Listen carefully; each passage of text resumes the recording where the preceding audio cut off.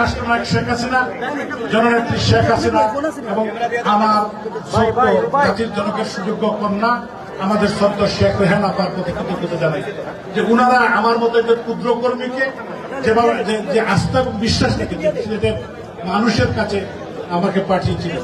আমি অত্যন্ত এই মাটির সন্তান হিসেবে, এই সিলেটের সন্তান হিসেবে আমি অত্যন্ত আপ্লুত আবেগ গণ পরিবেশে আপনাদের সম্মুখে আমি এই কথাটা বলতে চাই। এই ঋণ আমি কোনোদিন শোধ করতে পারবো না। আমি আমার জীবন দিয়ে হলেও এই সিলেটের মানুষের স্বপ্ন, এই স্বপ্ন বাস্তবায়নে আমার নেত্রী জাতির জনকের সুযোগ্য কন্যা মাননীয় প্রধানমন্ত্রী রাষ্ট্রনায়ক শেখ হাসিনা এবং আস্থা এবং বিশ্বাস আমার উপর রেখেছেন, সেই আস্থা এবং বিশ্বাসের জায়গাকে অটুট রেখে আগামী দিনে আমাদের প্রাণের সিলেট, আমরা যে সিলেট, আমরা সিলেটের সর্বস্তরের মানুষ। এখন সিলেট কিন্তু বন্ধুরা খালি সিলেটের মানুষ থাকেন না, সারা বাংলাদেশের মানুষ থাকেন এবং দেশের বাইরের লোকজন থাকেন। এজন্য আমি সবাইকে অভিনন্দন এবং কৃতজ্ঞতা জানাই যে আমাকে মূল্যায়ন করেছেন, আমাকে আপন করে নিয়েছেন, আমাকে ভোট দিয়ে বিপুল ভোটে নির্বাচিত করেছেন।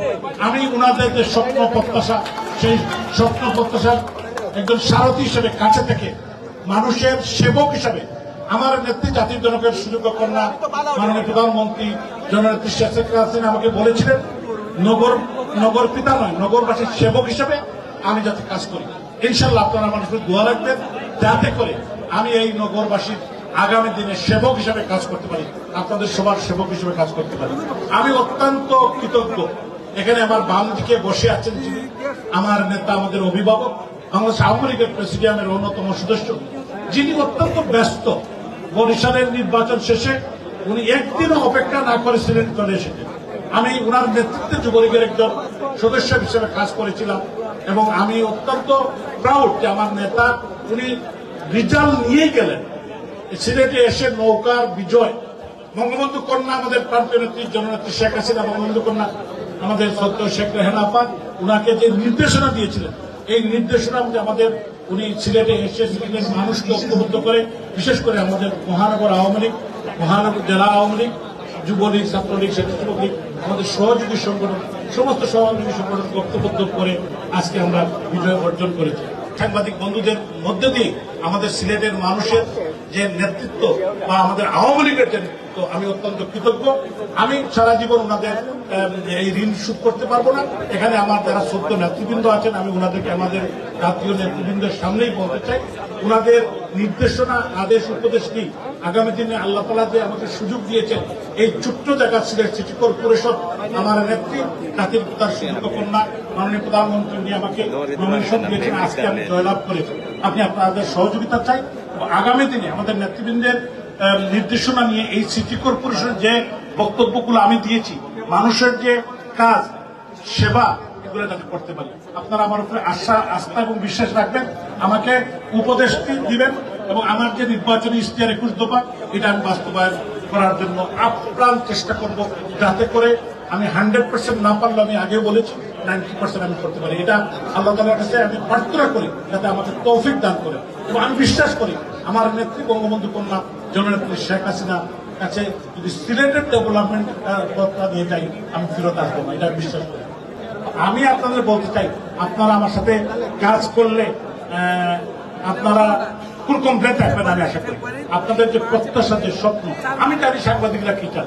সাংবাদিকরা চান এই সিলেট সুন্দর স্মার্ট নগরী হবে, সিলেটের মানুষ সবাই ভালো থাকবে, সিলেটে কোন সন্ত্রাস থাকবে না, চাঁদাবাজি থাকবে না। আমি বলেছি যে আমি আমার নির্বাচনী ইশতেহারে বলেছি, আমার বক্তৃতায় বলেছি, সিলেটে কোনো ভূমিকা, কোন দালাল, সন্ত্রাসী, চাঁদাবাজ, ছিনতাইকারী, এটা জিরো টলারেন্স। কারণ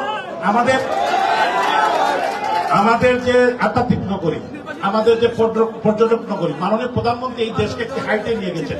এখন যদি এখানে মানুষ সেফ ফিল না করে, তাহলে কিন্তু মানুষ ইনভেস্ট করতে আসবে না।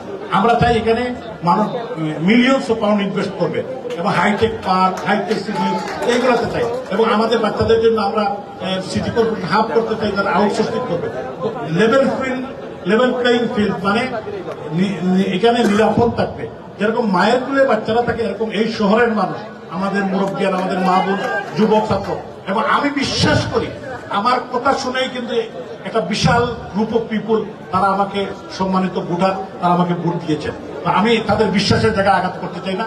সেই বিশ্বাস অটুট রেখে আগামী দিনে সততা এবং নিষ্ঠার সাথে আমার মাননীয় প্রধানমন্ত্রী, আমার অভিভাবক, উনি আমাকে যে নমিনেশন দিচ্ছেন, উনার যে নির্দেশনা, সেই নির্দেশনা পালন করে এই সিলেটের মানুষের জন্য, আধ্যাত্মিক নগরের মানুষের জন্য, আমার প্রাণের সিলেট এর মানুষের জন্য আমি কিছু করতে চাই। আপনারা আমাকে সহযোগিতা করবেন, আমার ক্রিটিসিজম করবেন। আমি চাই সাংবাদিকরা আমার বিরুদ্ধে আমার কথা লিখবেন, বাট কনস্ট্রাকটিভ ক্রিটিসিজম। আমি যে ভুল করবো এটা তুলে ধরবেন এবং আপনারা আমাকে আবার স্নেহ মমতা করবেন, বেশি আবার করেন না, আমাকে বাঁচিয়ে রাখেন। আমি আপনাদের এই সন্তান, আপনাদের জন্য কিছু একটা সিলেটের জন্য একটা ডেলিভারি